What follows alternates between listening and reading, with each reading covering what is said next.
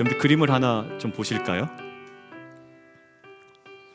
저 계산의 정답은 무엇이겠습니까? 이런 질문을 들으면 넌센스인 줄 알고 대답을 못 하시더라고요. 그냥 산수입니다. 정답은 만입니다. 다음 그림을 하나 또 보여주시죠. 그러면 2만에서 만은 만인데 무한에서 1억을 빼면 어떻게 될까요? 역시 수학을 잘 하시는군요, 한국 분이. 무한입니다. 그러니까 유한한 숫자에서 어떤 특정한 숫자를 뺀다면 첫 번째 계산처럼 그 작아진 숫자가 나오겠죠. 그런데 무한에서는 어떠한 숫자를 뺀들 1억이든 2억이든 3억이든 그보다 더 큰 숫자를 뺀다 한들 사실 그저 무한일 뿐입니다. 여러분들 하나님은 유한하십니까? 아니면 무한하십니까? 무한하십니다. 하나님 만약 유한한 존재라면 우리는 당장 이곳에서 나가야 됩니다. 왜냐하면 유한한 존재를 믿는 것처럼 어리석은 일이 세상에 없기 때문입니다. 그런데 하나님은 정말 우리의 고백대로 무한하신 분입니다. 따라서 하나님의 영광도 무한합니다. 경계도 없고 제한도 없고 사실 끝도 없습니다. 그래서 사도 바울은 종종 하나님의 영광의 무한함을 이런 식으로 표현하고 있는데요. 에베소서 말씀 함께 읽겠습니다. 시작. 눈을 밝히사 그의 부르심의 소망이 무엇이며 성도 안에서 그 기업의 영광의 풍성함이 무엇이며 그 힘의 위력으로 역사하심을 따라 믿는 우리에게 베푸신 능력의 지극히 크심이 어떠한 것을 너희로 알게 하시기를 원하노라. 지금 영광의 풍성함이라고 되어 있고요, 그 다음에 능력의 지극히 크심이라는 어찌 보면 사도 바울이 표현할 수 있는 최고의 표현으로 그 영광의 무한함, 그 은혜의 크심, 이것들을 표현하고 있죠. 빌립보서 4장 19절도 함께 읽겠습니다. 시작. 그리스도 예수 안에서 영광 가운데 그 풍성한 대로 너희 모든 것 쓸 것을 채우시리다. 그러니까 사도 바울은요 늘 영광의 풍성함에 대한 인식과 확신이 있었던 자였습니다. 힘들었던 삶을 살았죠. 그러나 상황은 굉장히 힘들고 파선의 위험도 있고 고난 가운데 노출되어 있던 사도 바울이지만 늘 그의 눈 속에 견지된 것이 있는데요, 그 하나님의 영광의 풍성함이 그 가운데 항상 끊이지 않았다라는 거예요. 여러분들 결국 우리는 십자가의 은혜로 죄와 사망에서 구원받은 성도임을 저는 믿습니다. 이것은 단순히 죽을 운명에서 그냥 단순히 살아간다는 의미가 아니라 이것은 더 큰 그 풍성한 의미가 우리에게 주어진다는 거예요. 우리가 받은 구원이 얼마나 영광스러운지 여러분들 우리 옆에 계신 분들 인사 나눌까요? 우리가 받은 구원이 얼마나 영광스러운지 아십니까? 라고 한번 물어보시면 좋겠습니다.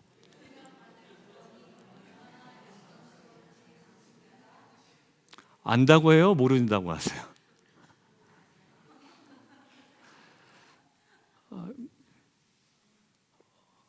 어색한 웃음으로 서로 이야기를 나눴지만 우리가 받은 구원이 얼마나 영광스러운지를 그리고 그 영광의 풍성함을 깨닫는 것은 우리가 구원을 받았다는 사실을 믿는 것만큼이나 사실 더 중요하다고도 할 수가 있습니다.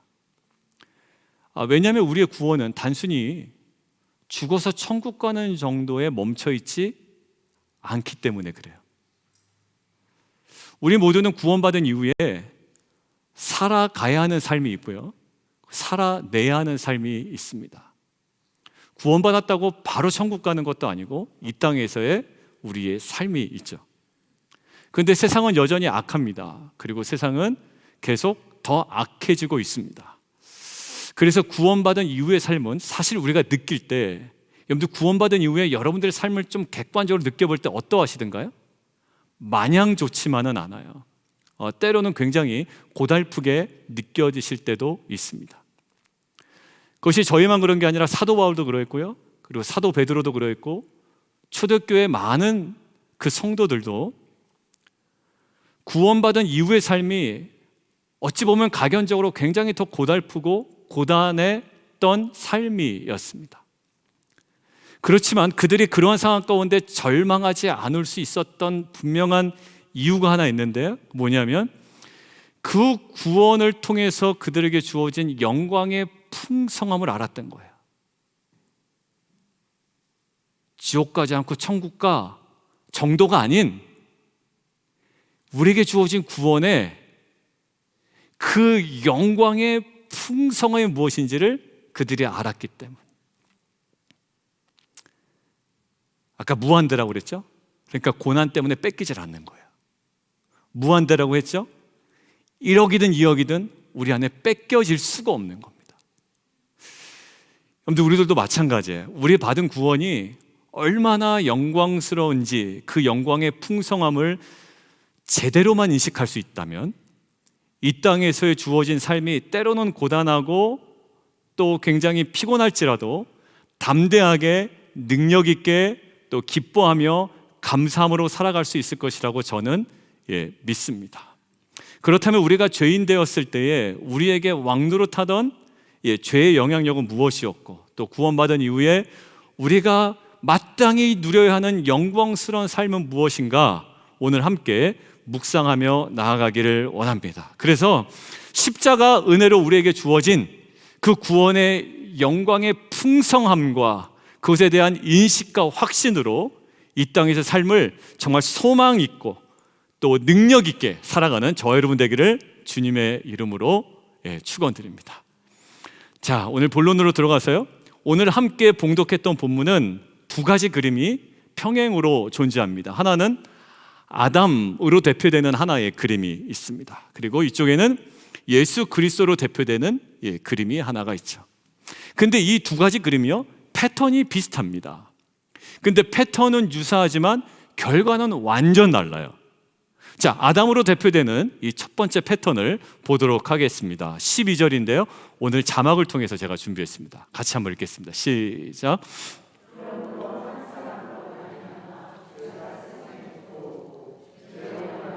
사망에 들어왔나니 이와 같이 모든 사람이 죄를 지었으므로 사망이 모든 사람에게 이르렀느니라. 여러분들, 논리는 굉장히 간단합니다. 논리는 아담이 죄를 지어서 사망이 들어왔고, 그리고 그 사망이 모든 사람에게 이르렀다.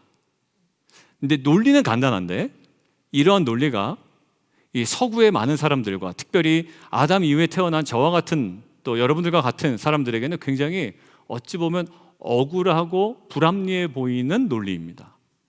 논리는 간단한데 저 논리가 수용될 거냐 말 거냐에 있어서는 굉장히 다양한 반응이 나오기가 쉽단 말이에요. 어려운 논리는 아니에요.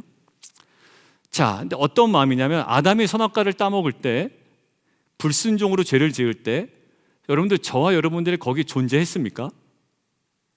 네, 존재하지 않았습니다. 그런데 왜 내가 죄를 지었다고 그러죠?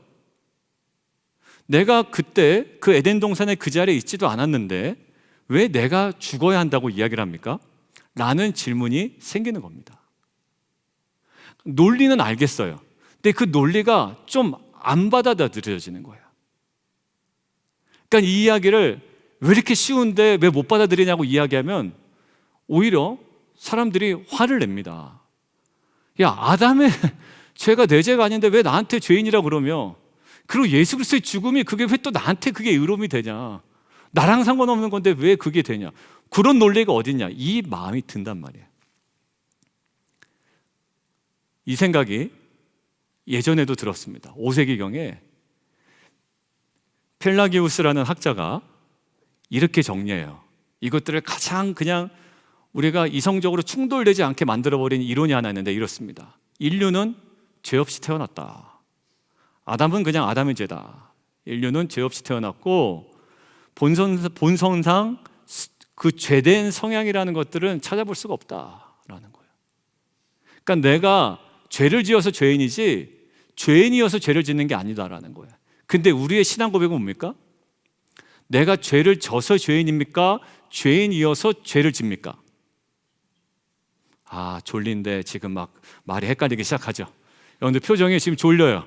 예, 어제 몇 시에 주무셨는지 모르겠지만 여러분들 죄를 져서 죄인입니까? 죄인이어서 죄를 집니까? 예, 죄인이어서 우리가 죄를 짓습니다. 근데 펠라기우스는 그렇지 않다라는 거예요. 여러분들 뭐라고 그러냐면 결국 아담이 죄를 범함으로 모든 인류가 죄를 지은 것이 아니라 모든 인류가 죄를 뭐하게 됐다? 그냥 모방하게 되었다라는 정도로 이해를 합니다. 모방하게 되었다. 그런데 오늘 12절 눈으로 한번 다시 보시죠. 오늘 성경이 뭐라고 되어 있는가? 자막 없습니다. 12절. 모든 사람이 죄를 모방했다도 아니고요. 그리고 심지어 모든 사람이 죄를 지은 것으로 여긴다라고 되어 있지 아니하고 뭐로 되어 있어요? 모든 사람이 죄를 지었다라고 되어 있습니다. 여러분들 그래도 이게 납득이 안 되는 거예요. 내가 죄를 안 지었는데 아담 나 본 적도 없는데 말이죠. 그래서 히브리서 7장을 가지고 어거스틴이 이거를 설명한 것이 있습니다. 근데 히브리서 7장에 어떤 내용이 있냐면 창세기 14장을 설명한 내용이 히브리서 7장입니다. 창세기 14장은 뭘까요? 우리가 구약 성경 공부할 때 1414 318 부대 이렇게 제가 한번 얘기한 적이 있어요. 뭐죠? 창세기 14장 14절에 뭐가 나온다? 318, 318명의 군인이 나와요. 누구의 군인일까요? 아브라함이 집에서 기른 군인입니다. 왜 나올까요? 아브라함의 조카 롯이 잡혀갑니다. 근데 이 조카 롯을 구하기 위하여 아브라함이 자기 집에서 기른 318명 사설 용병을 데리고 나갑니다. 거기는 어떻게 보면 국가단이거든요. 근데 이깁니까? 예, 이깁니다. 그래서 조카 롯을 구출해내고 부녀와 재산과 모든 재물들을 다 찾아왔다라고 기록이 되어 있습니다. 자, 근데 그때 이상한 인물이 한 명 나옵니다. 아브라함이 승리하고 돌아올 때 왕 2명이 영접하러 나오거든요. 근데 그때 그 중에 한 명의 왕이 누구냐면 살렘왕 멜기세덱이라는 인물이 나옵니다. 뚱딴지 같이 창세기는 그 사람을 뭐라고 설명하냐면 하나님의 제사장이라고 설명합니다. 하나님의 제사장이래요. 그럼 뭐야? 근데 그 멜기세덱이 아브라함에게 축복합니다. 그러니까 아브라함은 그 축복을 받고 살렘왕 멜기세덱에게 10분의 1을 바칩니다. 그 장면이에요. 그 장면을 신약에 와서 히브리서 7장이 설명을 해놨네요. 같이 한번 보겠습니다. 자, 시작.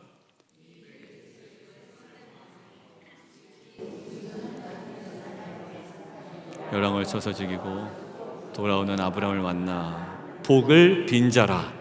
아브라함이 모든 것의 10분의 1을 그에게 나누자. 자, 지금 상황은 이미지는 아시겠죠? 자, 그러면 질문 하나 던지겠게요. 아브라함과 멜기세덱 중에 누가 복을 빌어주고 있습니까? 누가 복을 빌어주고 있죠? 멜기세덱이 복을 빌어주고 있습니다. 그럼 두 번째 질문이요. 복을 빌어준 자가 우월합니까? 복을 받은 자가 우월합니까? 그렇죠. 복을 빌어준 자가 우월합니다. 자, 그래서 성경은 저 멜기세덱을 누구라고 보냐면 하나님의 제사장으로 설명된 저 멜기세덱이 그리스도를 예표하는 인물이다라고 우리는 이미 배운 분들을 알고 있고 지금 히브리서는 그렇게 얘기를 하고 있는 거예요.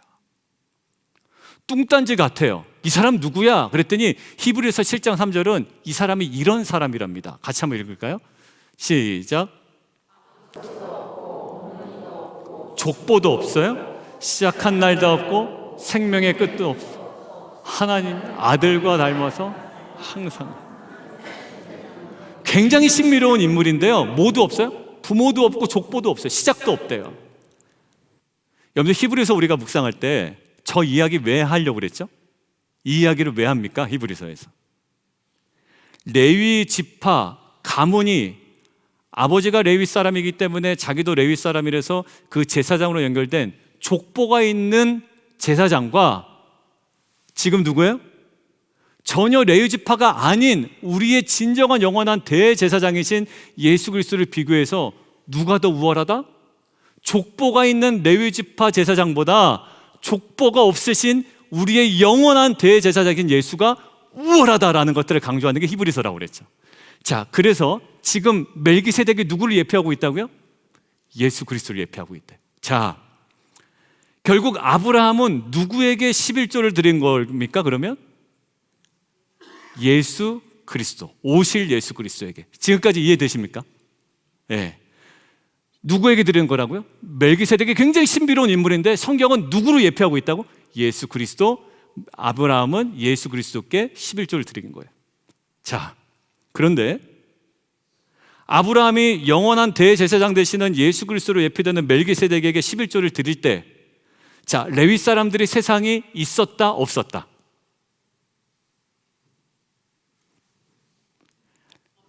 없었다. 맞아요. 왜 없었냐면 창세기에는요 레위 사람들이 나타나지 않아요. 레위 사람을 나타나는 건 출애굽기에서나 나타납니다. 그러니까 레위 사람 없었어요. 수백 년이 흘러가야 출애굽기 가서야 레위 사람들이 나옵니다. 자, 그런데 자, 여기까지 레위 사람들 없었습니다. 아브라함이 11조 드릴 때 없었어요. 그런데 히브리서 7장 9절은 이렇게 얘기하네요. 같이 한번 읽어볼까요? 시작.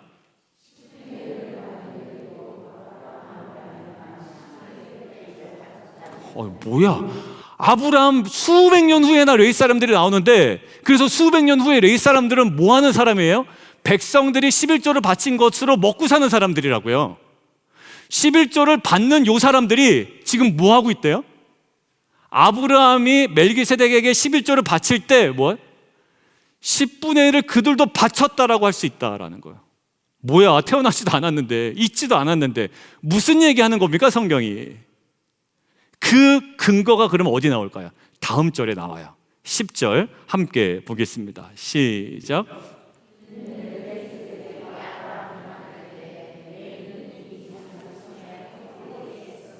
결국 레위 사람이 세상에 없었어요. 그런데 아브라함이 멜기세덱에게 11조를 바칠 때 창세기 14장에 그때 레위 사람들이 어디에 있었다고요? 아브라함의 허리에 있었다라는 거예요.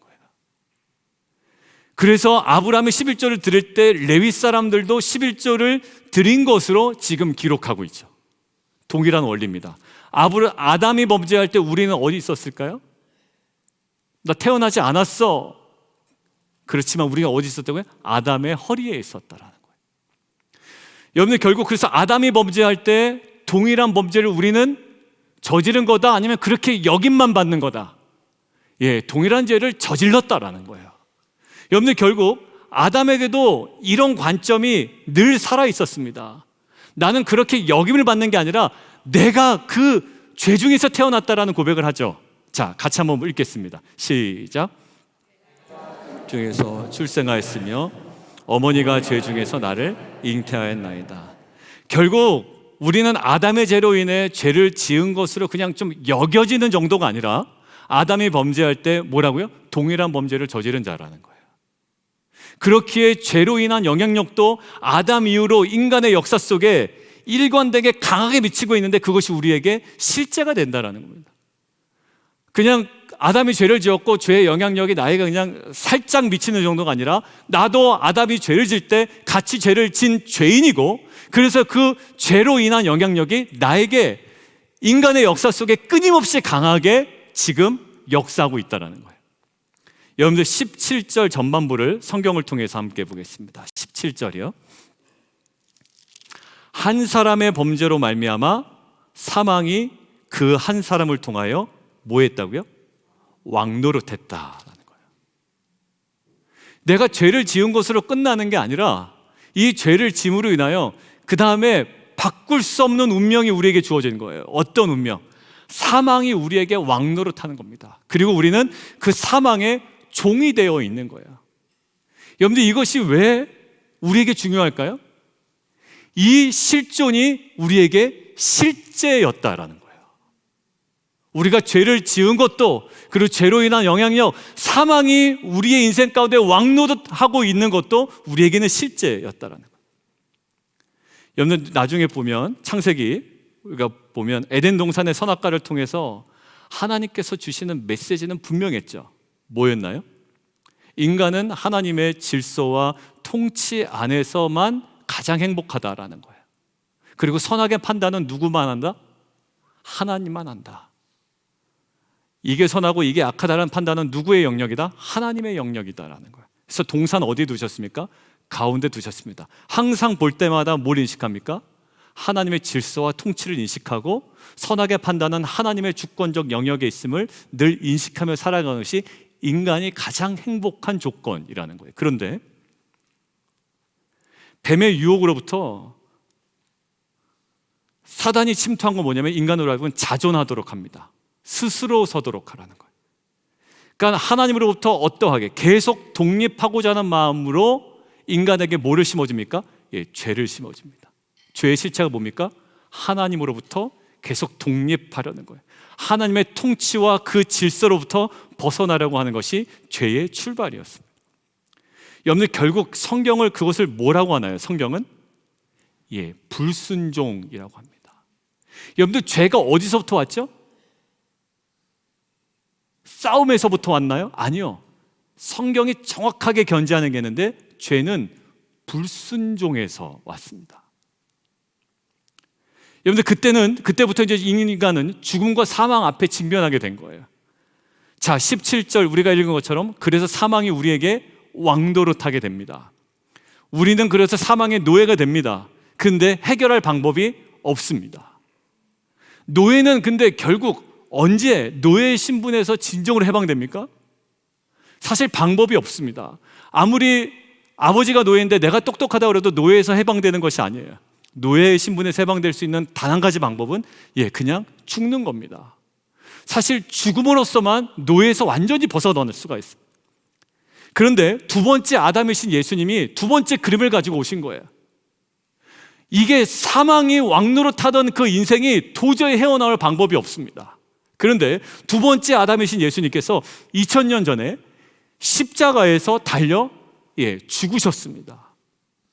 근데 이것이 왜 우리에게 은혜가 되냐면 아담의 불순종으로 인한 죄가 나의 죄인 것처럼 예수님의 순종으로 인한 죽음이 나의 죽음이 되어버린 겁니다. 여러분들, 첫 번째가 이해가 안 되면 두 번째가 은혜가 안 되는데 첫 번째가 실체가 되는 순간 이 두 번째는 우리에게 그것들을 덮을 만한 넘치는 은혜가 됩니다. 여러분들, 근데 나는 태어나지도 않았는데 왜 그것이 나에게 은혜가 되고 이것이 왜 나에게 의가 될까요? 여러분들, 결국 시간이라는 개념이요, 인간에게 필요한 개념일까요? 하나님에게 필요한 개념일까요? 여러분들, 인간에게 필요한 개념입니다. 하나님은요, 시간의 구애를 받지 않으시는 분이 아니요, 시간조차 없었을 겁니다. 근데 하나님은 우리에게 시간을 주시죠. 하나님은 그래서 1000년을 뭐같이? 하루같이, 하루를 1000년같이. 그러니까 2000년이라는 이 시간의 간극을 싹 빼고 한번 생각해 보면 2000년 전의 십자가의 죽음은 우리에게 뭐가 됩니까? 영원한 현재가 됩니다. 여러분들, 이게 하나님은 시간 속에서 운행하시는 분이 아니라, 물론 우리 가운데 시간 속에서 운행하시지만 원래 하나님은 시간에 갇히신 분이 아니었단 말이에요. 여러분들, 결국 나는 그때 태어나진 않았지만 그 죽음이 영원한 현재로 지금 나의 죽음이 되는 겁니다. 여러분들, 결국 이 죽음이 나의 죽음이 된다는 것은 우리에게 놀라운 은혜가 있는데 뭐냐면, 기독교는 우리를 조금 더 나은 존재로 개선시키겠다는 종교가 아니에요. 여러분들, 교회 다녀서 조금 비즈니스가 좋아지고 조금 우리의 가정 형편이 나아지는 것을 위하여 교회 다니지는 않습니다. 물론 그것이 전도의 도구는 될 수 있을지 모르지만 기독교가 얘기하는 기독교의 본질이 나의 삶이 조금 개선되는 정도가 기독교의 본질은 아니죠. 기독교의 본질은 뭐냐면 우리가 완전히 죽어서 새로운 존재가 되는 겁니다. 영광스러운 존재가 되는 것이고요, 성화를 위하여 마지막 때에 주님 다시 오실 때 영화로운 존재로 완전히 주 앞에 서는 겁니다. 기독교는 조금 개선된 정도가 아니라 우리를 완전히 죄와 사망의 권세에서 죽여 새로운 존재로 거듭나게 하여 우리를 온전히 새로운 영화로운 존재로 만드는 것, 이것이 기독교의 가장 중요한 본질임을 저는 믿습니다. 여러분들, 결국 고린도전서에서 그러니까 그런 즉 누구든지 누구 안에 있으면, 예수 그리스도 안에 있으면 너희는 뭐다? 새로운 피조물이다라는 거예요. 리모델링이 아니라 완전 새로운 피조물입니다. 그러니까 예전의 모습과는 같을 수가 없습니다. 아무리 같으려고 해도 같아질 수가 없습니다. 마지막에 예수님께서 이 땅 가운데 오실 때 우리가 완전히 영화로운 몸으로 바뀌게 될 때, 이전의 상태로는 도무지 돌아갈 수 없는 것이 우리 성도가 가진 영광입니다. 여러분들, 왜 새로운 피조물이 된다고요? 완전히 죽고 다시 살아났기 때문입니다. 중생이에요. 완전히 죽고 살아났습니다. 여러분들, 저희 안 죽었는데, 근데 침례교육에서 얘기한 것처럼 예수 그리스도의 죽으심에 합하여 우리는 어떻게 된다? 같이 죽은 겁니다. 그리고 예수 그리스도의 다시 사심에 합하여 우리는 뭔다? 다시 사는 것들을 우리는 고백하고 침례를 받아요. 여러분들, 그것은요 관념이 아니라 실제입니다. 우리는 뭐해서? 죄와 사망이 왕노릇하던 이 영역에서 완전히 못된 자입니까? 예수님의 십자가의 사건을 말하면 거기에 완전히 죽은 자가 된 거라고요. 여러분들, 그렇기 때문에 십자가의 구속은 단순히 우리를 살려놓은 생존의 의미만을 담고 있진 않아요. 어디까지 가냐면 십자가의 죽음은 우리의 완성된 자리까지 포함된 죽음입니다. 그러니까 칭의의 구원이 단순히 너 구원받았어, 아이고 참 좋다, 나는 아무 공로 없는데 나를 구원하셨다라는, 단순히 나는 살아났다 천국 간다라는 것이 아니라 우리의 존재 자체를 어떻게 만드신다고요? 천국 가는 존재로 만드실 정도뿐만 아니라 여기서 우리를 완전히 완성의 자리까지 담보로 한 그 죽음이 십자가의 죽음이라는 거예요.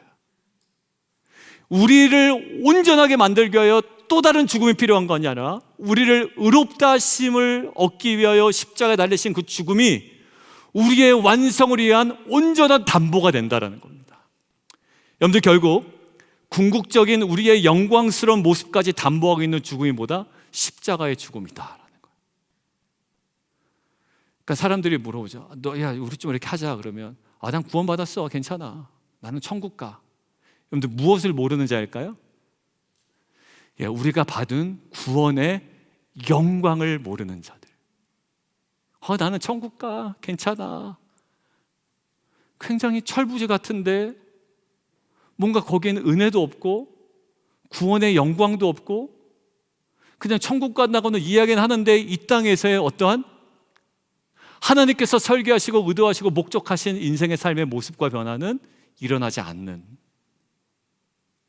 여러분들, 결국 그렇기 때문에 우리가 구원받는 것은 의심하시는 분이 없을 거예요. 그런데 세상이 악하고 현실이 어렵다고 해서 궁상맞게 살아가는 것이 새로운 피조물로서의 우리의 삶은 절대 아니라는 겁니다. 우리는 힘들어요. 구원받은 이후에도 아까 초대교회 성도도 그랬고 사도 바울도 그랬고 베드로 사도도 그랬습니다. 힘들죠. 고난 가운데 있고 굉장히 피곤한 삶을 살아갈 때도 있습니다. 그런데도 불구하고 새로운 피조물로서의 삶은 그저 거기에 매여서 궁상 떨며 살아가는 것이 우리의 영광스러운 모습은 아니라는 거예요. 나중에 그냥 천국에 간다라는 그 마음의 안위를 가지고 지금 힘들게 어렵게 살아가는 것이 모습이 아니라, 자, 우리의 피조물로서, 새로운 피조물로서의 우리의 삶의 실체는 무엇일까? 오늘 17절, 18절 우리 함께 좀 읽도록 하겠습니다. 우리 성경을 보시고 함께 읽죠. 17절, 18절 시작. 범죄로 말미암아 사망이 그 한 사람을 통하여 왕노릇하였은즉 더욱 은혜와 의의 선물을 넘치게 받는 자들은 한 분 예수 그리스도를 통하여 생명 안에서 왕노릇하리로다. 그런즉 한 범죄로 많은 사람이 정죄에 이른 것 같이 한 의로운 행위로 말미암아 많은 사람이 의롭다 하심을 받아 생명에 이르렀느니라. 여러분들, 우리는 이전에 아담으로 인해서 사망의 계열에 있었던 사람이에요. 그냥 죽어가는 땅에 심겨진 나무였습니다. 여러분들, 죽어가는 땅에 나무를 심으면 어떻게 될까요? 아무리 지금 이 당장 나무에 열매가 맺혀 있더라도 결국 그 나무는 죽어가게 됩니다. 뭘 해도 아무리 좋아 보여도 결국 그 나무는 죽게 되어 있습니다. 그런데 어느 날 둘째 아담이신 예수님께서 오셔서 그 사망의 땅에서 어디요? 생명으로 우리를 옮기셨다라는 거예요. 그 죽으심으로. 예전에는 그래서 사망이 우리에게 왕노릇을 했거든요. 그리고 우리는 거기에 꼼짝 못하는 노예였습니다. 그런데 지금은 단순히 살았다가 아니라 그리스도를 통하여 생명 안에서 우리가 뭐 한대요? 18절 뭐 한답니까? 우리가 왕노릇한다라는 거야. 17절 생명 안에서 우리가 왕노릇하는 존재라는 거야. 당연히 죽었는데 이제 천국가가 아니라, 물론 포함하지만 이 복음이 우리에게 주는 메시지는 뭐냐면 이제는 사망이 왕노릇하던 영역에서 완전히 벗어나 이제는 생명 안에서 우리가 왕노릇하게 된다는 거예요. 여러분들, 시편에서는 이 모습을 시냇가에 심겨진 나무로 이야기합니다. 시냇가에 뭐 했다? 심겨졌다라는 거예요. 그 나무는 목이 있다, 복이 있다라는 거예요. 여러분들, 거기에 능동태라고 이야기했습니까? 수동태라고 이야기했습니까? 예, 수동태죠. 우리가 스스로 가서 내가 가서 막 거기 뿌리 박은 게 아니라 심겨진 나무입니다. 여러분들, 결국 무엇을 해도 아무것도 안 되는 죽음의 땅에서 이제는 생명 시냇가로 옮겨진 나무라는 거예요. 여러분들, 거기는 뭘까요? 망할 수도 없고 실패할 수도 없고 썩을 수도 없습니다. 그래서 시편에서 뭐라고 얘기합니까? 시절을 쫓아 과실을 맺으며 잎사귀가 뭐한다? 마르지 아니한 같다라는 거예요. 여러분들, 그것은 우리가 뭘 해서 되는 게 아니라 무엇을 기반으로? 생명 시냇가에 심겨졌다라는 이 사실 하나가 그 나무로 하여금 시절을 쫓아 과실을 맺고 잎사귀가 마르지 아니한 같은 이 풍성함이 그에게 주어진 운명이라는 거예요. 이것은 우리의 애씀과 노력이 아닙니다. 이것은 절대로 저 세상으로는 도저히 넘어갈 수도 없는 그 영광스러운 풍성한 삶이 무한대에서 아무리 우리의 연약함이 있어서 제거해봤자 결코 돌아갈 수 없고 결코 뺏길 수 없는 그 영광스러움이 이 신자의 영광이라는 겁니다. 여러분들, 결국 잎을 내고 싹을 내고 열매를 맺고 왕노릇하는 것, 이것이 뭘까요? 우리의 운명이요, 이것이 살아가는 우리의 신자의 가장 영광스러운 모습이에요. 21절 제가 읽겠습니다. 이는 죄가 사망 안에서 왕노릇한 것 같이 은혜도 또한 의로 말미암아 왕노릇하여 우리 주 예수 그리스도 말미암아 영생에 이르게 하려 함이라. 죽지 않는 거겠지. 예, 맞습니다. 그런 관점도 맞는데요, 우리가 성경에서 영생에 이른다고 할 때 영생이라는 개념이 단순히 시간적 단선적인 개념은 아닙니다. 하나님을 아는 것과 그 아들 예수 그리스도 아는 것이 뭐라고 그러죠? 그게 영생이라고 그런 거죠. 그 시간적인 개념 없잖아요. 그런데 성경이 얘기하는 영생이 뭘까요? 하나님은 시간에 구애되는 하나님이 아니라고 했잖아요.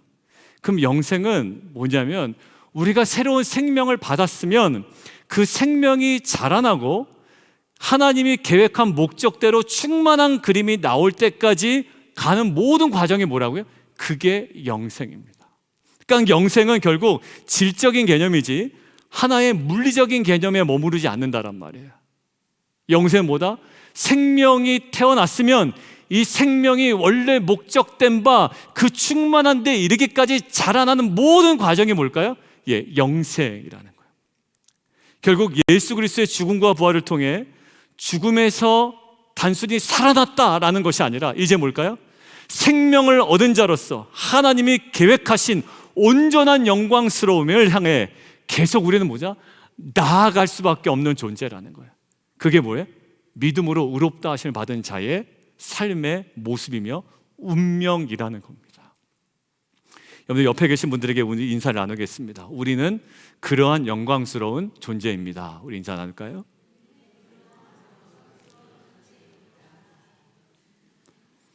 그러니까 그렇게 지음을 받았을 때 그렇게 갈 수밖에 없는 존재라는 거예요. 왜? 과거에 사망이 왕노릇할 때 내가 선택할 수 있었습니까? 내가 이것만 좀 행동 개선을 하면 내가 의롭다 하심을 받아 구원받는, 내가 내 스스로 조절할 수 없었던 상황이잖아요. 똑같이 이제 생명에 온전히 심겨진 자는 내가 뭐 조절한다고 운명이 바뀌지 않아요. 그렇게 온전한 모습으로 갈 수밖에 없는 운명이 우리에게 주어졌다는 거예요. 자, 그러면 자동으로 주어지니까 우리는 가만히 있으면 되나? 그렇지 않습니다. 21, 우리 19절 함께 읽겠습니다. 19절 시작. 한 사람이 순종하지 아니함으로 많은 사람이 죄인 될 것 같이 한 사람이 순종하심으로 많은 사람이 의인이 된지라. 여러분들, 첫 번째 아담의 계열의 특징은 뭐로 나오나요? 19절에 불순종으로 나오죠. 두 번째 아담이신 예수님의 계열의 특징은 뭐로 나옵니까? 순종으로 나옵니다. 아담의 불순종의 종지부를 찍는 예수의 십자가 사건을 성경은 뭐라고 얘기합니까? 희생, 헌신, 사랑, 이렇게 얘기할 수도 있죠. 그런데 예수님의 십자가를 성경은 지금 무엇으로 얘기하고 있습니까? 순종이라고 얘기하고 있다는 거예요. 그러고 보니 이 죄인들의 역사는 한결같이 늘 불순종의 역사였습니다. 말세 진종 중에 빠지지 않는 어떤 그림이 있는데, 말세의 징조를 설명하는 사도 바울의 여러 가지 모든 서신서에서도 이렇게 얘기합니다. 자녀가 부모를 뭐 할 것이다? 거역할 것이다. 불순종이죠. 이 불순종은 타락한 인류에 가장 나타날 수 있는 외적 증상 중에 하나입니다. 똑똑한데요? 돈이 많은데요? 아니요. 그거 싹 빼고 죄인들에게 나타날 수 있는 가장 독특한 외적 증상이 뭐라고요? 불순종입니다. 에덴 동산에서 제일 먼저 죄를 저지르게 된 결정적인 동기가 뭐라고요? 불순종. 원래 그래서 우리는 아담의 계열에서 사망이 왕노릇하던 자리에서 무엇으로 살던 자였습니까? 불순종으로 살던 자였다고요. 그래서 사망 선고를 받은 자예요. 이때 우리의 행동 거지를 우리가 스스로 뭔가 변형을 줘서 우리가 스스로 구원받을 수 없는 존재였습니다. 그런데 나의 공로와 상관없이 그리스도께서 십자가를 통해서 우리를 어디로 옮기셨다고요? 생명의 계열로 옮기셨대요. 옮겨진 겁니다. 그래서 신앙은 이제 앞으로 어떤 싸움인가요? 이제 내가 어디에 소속되어 있는 자를 알고 그 아는 만큼 살아가는 거의 싸움이라는 거예요. 박영선 목사님 항상 얘기하시죠. 눈을 똑바로 뜨고 내가 받은 구원이 무엇인지를 제대로 알고 그것에 걸맞는 삶을 살아가는 것이 신앙생활의 싸움이라는 거예요. 결국 우리에게 주어진 싸움이 뭘까요? 아무리 더러운 불순종의 모습이라도 우리를 구원하신 십자가에는 우리를 목적하신 이 단장한 거룩한 신부의 모습으로 이끌어가는 능력의 풍성함이 우리 가운데 있는 줄 믿습니다. 우리 안에 우리 신앙을 자기 수준으로 결정을 해버리는 거예요. 그냥 나는 천국만 가면 돼. 나는 성화를 못할 인간이야. 우리의 부모가 그렇게 살아왔고 나는 태생적으로 그래. 아니요, 태생적으로 그렇다 치더라도 우리는 완전히 이제는 어쩔 수 없이 사망의 종로로 태야 될 수밖에 없는 그 땅에서 완전히 다른 영역으로 옮겨 심은 자예요. 아니요, 절대 그런 존재가 아닙니다. 단순히 나는 그냥 천국에만 들어갈 수 있는 자야. 아니요, 우리는 어떤 존재라고요? 이제는 우리를 향해 목적하신 거룩하고 온전하신 성도의 영광을 이뤄내가야 말겠다는 하나님의 그 목적대로 우리의 삶은 결국 완성될 거라는 거예요. 요한복음 1장 12절 13절에 이렇게 나와 있습니다. 영접하는 자 곧 그 이름을 믿는 자들에게는 하나님의 뭐가 되는, 자녀가 되는 뭐를 주셨다? 권세를 주셨다라는 거예요. 여러분들, 이것은 뭡니까? 권세입니다. 오늘 본문이 강조하는 게 뭐죠? 왕노릇했어요. 이제 누가? 사망이 우리에게 왕노릇했다고요. 이제 뭘까요? 우리가 생명 안에서 뭐 하는 자입니까? 이제는 왕노릇하는 자입니다. 여러분들, 구원받은 이후에 단순히 천국간으로 만족할 수가 없는 거예요. 우리는 뭐 하는 자다? 하나님의 자녀가 되는 권세를 받은 자들이고요. 이제는 이 권세가 어디에 쓰인다? 생명 안에서 이제는 왕노릇합니다. 그래서 결국 우리가 계속 성화와 결국 예수님의 이 땅 가운데 다시 오실 때에 우리는 정말 주님께서 목적하신 대로 가장 영원한 모습으로 우리가 세워질 줄 믿습니다. 그렇게 갈 수밖에 없는 운명이라는 거예요. 그래서 결국 이제는 뭐예요? 이제는 거룩한 순종의 싸움을 해나가는 겁니다. 어떤 싸움? 거룩한 순종의 싸움을 해나가는 거예요. 왜? 불순종으로 인간의 죄가 들어와 이제 이 죄로 인하여 사망의 왕노를 타던 과거의 운명이었는데, 이제는 예수 그리스도의 순종으로 십자가의 사건을 통해 우리가 완전히 옮겨 심겨진 자거든요. 옮겨 갈 수가 없어요. 이제는요, 가고 싶어도 갈 수가 없고, 내 운명을 내가 바꾸려고 해도 마지막 궁극적인 나의 운명을 바꿀 수가 없는 존재예요. 이제는 뭐예요? 구원을 받기 위한 순종이 아니라 생명으로 심겨진 생명 안에서 왕노로 타는 자의 영광스러운 순종의 삶을 살아가는 것이 우리 신자의 새로운 싸움임을 믿습니다. 근데 이 싸움은 이미 승리가 담보된 싸움이라는 거예요. 만약에 담보되지 않았다면 우리의 구원은 계속 흔들릴 수밖에 없거든요. 근데 이 싸움은 무슨 싸움이다? 담보된 싸움이다. 이 담보는 우리에게 뭐다? 예수 그리스도의 십자가의 죽음이다. 그것들을 끊어내고 우리를 완전히 생명시대가에 옮겨 심겨졌어요. 아무리 나쁜 것이 날려도 날 수가 없고, 아무리 망할래도 망할 수가 없고, 아무리 열매가 안 맺으려 해도 안 맺을 수가 없습니다. 이것이 우리에게 주어진 운명이라는 거예요. 여러분들, 과거에는 죄로 여겨지지 않았던 것이 이제는 어떻게 되죠? 우리 안에 불편해져요. 그리고 갈등이 됩니다. 이것이 새로운 전쟁이 우리 내면에서 일어나는 정상적인 삶입니다. 이제는 우리의 운명이 이러한 줄을 알고 이제 어떻게 해요? 그 싸움을 해나가는 거예요. 누구를 힘입어? 성령을 힘입어 우리를 도우시고, 우리를 새롭게 하시고, 우리를 도우신 그 보혜사 성령 하나 힘입어 우리는 무슨 싸움을 해나가는 거죠? 이제는 도무지 밀리지 않는 담보된 승리를 위하여 싸워나가는, 이 거룩한 순종을 해나가는 저와 여러분인 줄 믿습니다.